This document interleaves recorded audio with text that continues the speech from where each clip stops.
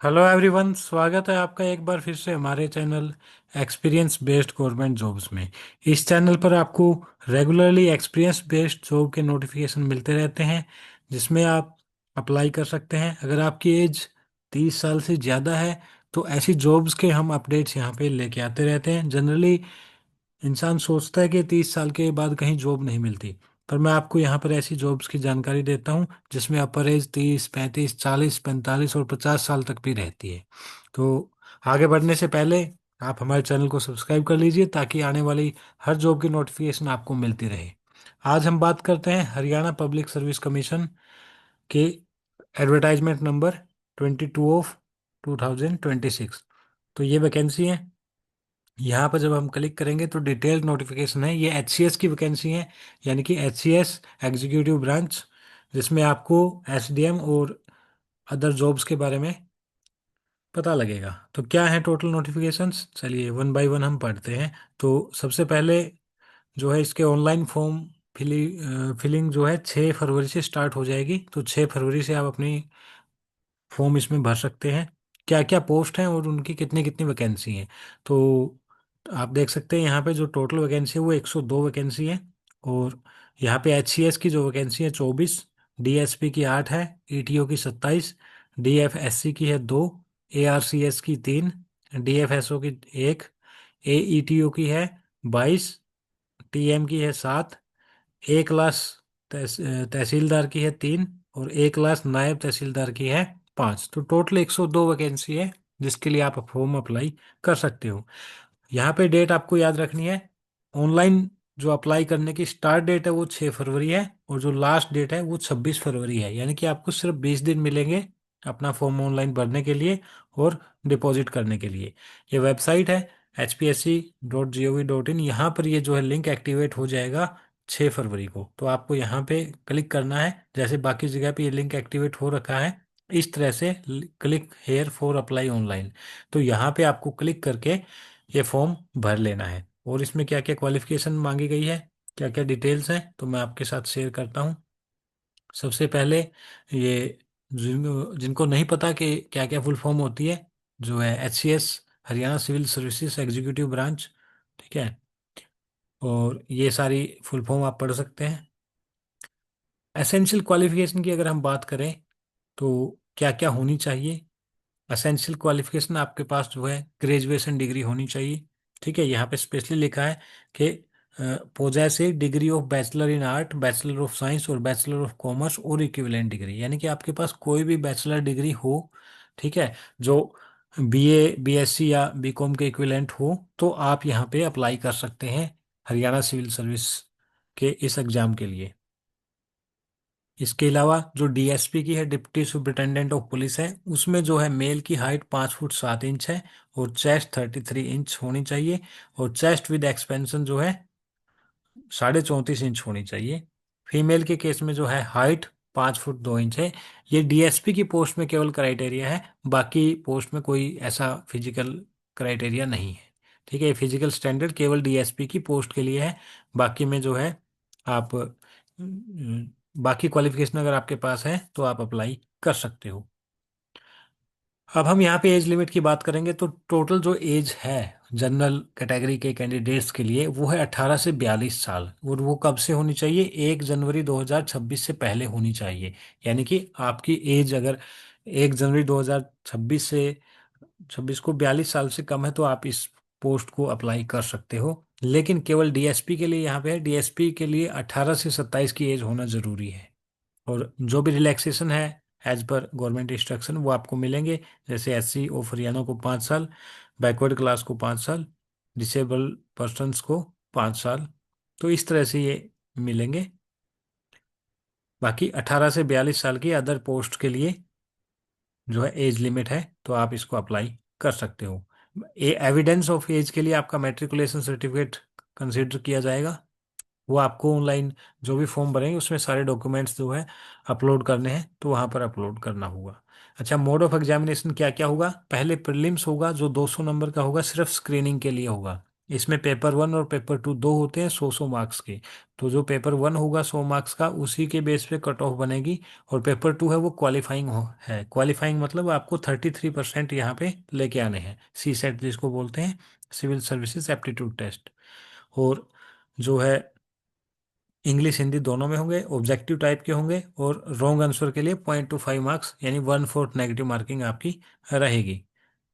इसके अलावा एक ई ऑप्शन भी दिया होगा। ठीक है, तो आपको अगर जो है ई ऑप्शन जिसका मतलब होता है नन ऑफ दिस, तो आप अगर ए बी सी डी में से कोई नहीं चूज करना चाहते हैं ऑप्शन, तो आपको ई ऑप्शन जो है सर्कल करना है। ई ऑप्शन होता है नॉट अटेम्प्टिंग एनी क्वेश्चन। ठीक है, अगर कैंडिडेट ने ई ऑप्शन जो है उसको 10% से ज़्यादा क्वेश्चंस को ऐसे ही छोड़ दिया बिना कोई सर्कल किए, बिना ई ऑप्शन भी मान लो नहीं भरा, तो ऐसे कैंडिडेट्स को जो है डिस्क्वालीफाई कर दिया जाएगा, वो सीधे बाहर हो जाएंगे। तो इस चीज़ का स्पेशली ध्यान रखना है आपको हरियाणा के इस एग्जाम में। मेंस एग्जाम होगा, यहाँ पे 6 पेपर होंगे 100 100 मार्क्स के, जिसमें से इंग्लिश हिंदी और जीएस के 4 पेपर 100 100 मार्क्स के होंगे। हर एक पेपर 3 घंटे का होगा। तो पहले प्री होगा, उसके बाद आपका मेंस होगा, और मेंस के बाद आपका 75 मार्क्स का जो है इंटरव्यू होगा। तो जो इंटरव्यू और मेंस को मिला के टोटल कट ऑफ डिसाइड होगी, उसके हिसाब से आपको जो है अलग अलग पोस्ट दी जाएंगी। प्रिलिमिनरी जो एग्जाम है उसकी डेट ऑलरेडी डिसाइडेड है, 26 अप्रैल को ये एग्जाम हो जाएगा। और जो मेंस रिटन एग्जाम है वो 27 जून से 29 जून के बीच होगा। और पर्सनालिटी टेस्ट यानी वाइवा जो है अगस्त और सितंबर 2026 में हो जाएगा। तो आपको ध्यान रखना है डेट्स, और इस हिसाब से अपनी प्रिपरेशन करनी है। इसके अलावा कोई भी आपका डाउट है तो आप कमेंट में पूछ सकते हैं। आप चाहते हैं कि इसकी एक डिटेल्ड मैं वीडियो बनाऊं जिससे कि आपको स्टेप बाय स्टेप ये पता लगे कि किस तरह से फॉर्म को भरना है, तो आप कमेंट में कर सकते हैं। अगर ज़्यादा लोगों ने कमेंट किए कि आपको फॉर्म भरने में गाइडेंस चाहिए, तो मैं आपको एक और वीडियो इस तरह की बना के दे दूंगा। क्या क्या चाहिए आपको, ये सारी चीज़ें हैं। स्कैन फोटो चाहिए, स्कैन सिग्नेचर चाहिए, आपके डिग्री और मार्कशीट की जो है स्कैन कॉपी चाहिए। अगर कैटेगरी सर्टिफिकेट है तो उसकी स्कैन कॉपी होनी चाहिए। इसके अलावा एक्स सर्विसमैन का या ESMDEF सर्टिफिकेट है तो वो भी आपको स्कैन कॉपी में चाहिए। आधार कार्ड की कॉपी चाहिए। डोमिसाइल ऑफ हरियाणा मैंडेटरी है। अगर आपके पास जो है हरियाणा का डोमिसाइल होगा तभी आपको रिजर्वेशन मिलेगा। बाकी जो स्टेट के कैंडिडेट हैं अदर स्टेट के, वो जनरल कैटेगरी में ही काउंट होंगे। एक्सपीरियंस सर्टिफिकेट, आप अगर एज रिलैक्सेशन चाहते हैं तो आपको एक्सपीरियंस सर्टिफिकेट जो है देना है। और अगर आप कहीं पे हरियाणा गवर्नमेंट में जॉब कर रहे हैं, कहीं पे बॉन्ड साइन किया है, तो आपको NOC भी देनी है, और NOC की जो है स्कैन कॉपी इसमें लगेगी। नेशनलिटी इंडियन होनी चाहिए।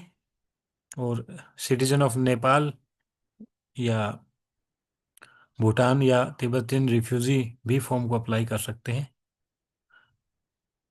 इसके अलावा ये रिजर्वेशन के कुछ क्लोजेज हैं जिनको आप पढ़ सकते हैं। रिजर्वेशन आपको ध्यान रखना केवल हरियाणा डोमिसाइल के कैंडिडेट्स को ही मिलेगा। तो इसलिए आप अगर हरियाणा से हैं और फॉर्म अप्लाई कर रहे हैं तो आपको डोमिसाइल अपना ज़रूर लगाना है।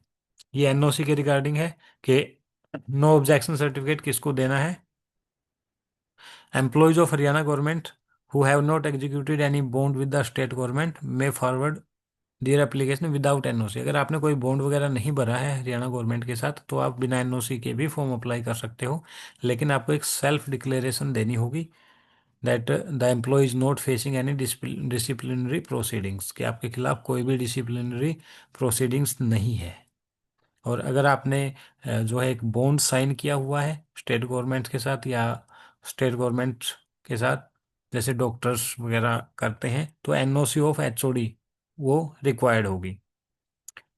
If a candidates resigns after sending the application, then such candidate will be interviewed only if he or she produces a letter from HOD to the effect that he has resigned from the post and his resignation has been accepted। अगर आप resign दे देते हो ये form भरने के बाद, तो आपको जो है रेजिग्नेशन एक्सेप्टेड, क्योंकि जब आप रिजाइन करते हैं तो एक लेटर आपके एम्प्लॉयर की तरफ से निकलता है कि आपका रेजिग्नेशन जो है एक्सेप्ट हो गया है। The NOC or the letter as the case may be shall be submitted on or before the date of interview। अगर ऐसा है तो आपको इंटरव्यू से पहले अपना NOC या फिर जो रेजिग्नेशन एक्सेप्टिंग प्रूफ है वो जमा कराना होगा। Candidate who join service under any government, quasi government, PSU after submission of application and has executed a bond will have to produce NOC from the employer। ठीक है, अगर आप ये फॉर्म भरने के बाद कहीं गवर्नमेंट जॉब ज्वाइन कर लेते हो और वहाँ पर कोई बॉन्ड भरते हो तो आपको एनओसी जो है प्रोड्यूस करना जरूरी है इंटरव्यू से पहले, अदरवाइज आपका इंटरव्यू नहीं लिया जाएगा। और तीसरी बात है कि persons in private employment are not required to submit their application form through their employer. यानी कि जो प्राइवेट में है उनको एनओसी की जो है ज़रूरत नहीं है, आर नॉट रिक्वायर्ड। तो ये थी जो है हमारी डिटेल्ड नोटिफिकेशन। आप इसी तरह अगर चाहते हैं कि रेगुलर बेसिस पे आपके लिए नोटिफिकेशंस आती रहें तो आप इस चैनल को सब्सक्राइब कर सकते हैं ताकि टाइमली नोटिफिकेशन आप तक पहुंच जाए। और क्योंकि लास्ट डेट के बाद अगर आपके को कोई भी वीडियो मिलती है तो उसका कोई फ़ायदा नहीं होगा। लास्ट डेट से पहले आप वीडियो देखेंगे तो आपको जानकारी होगी और आप अपना फॉर्म भर पाएंगे। मिलते हैं फिर नेक्स्ट किसी और वीडियो में किसी और नोटिफिकेशन के साथ, तब तक के लिए थैंक यू।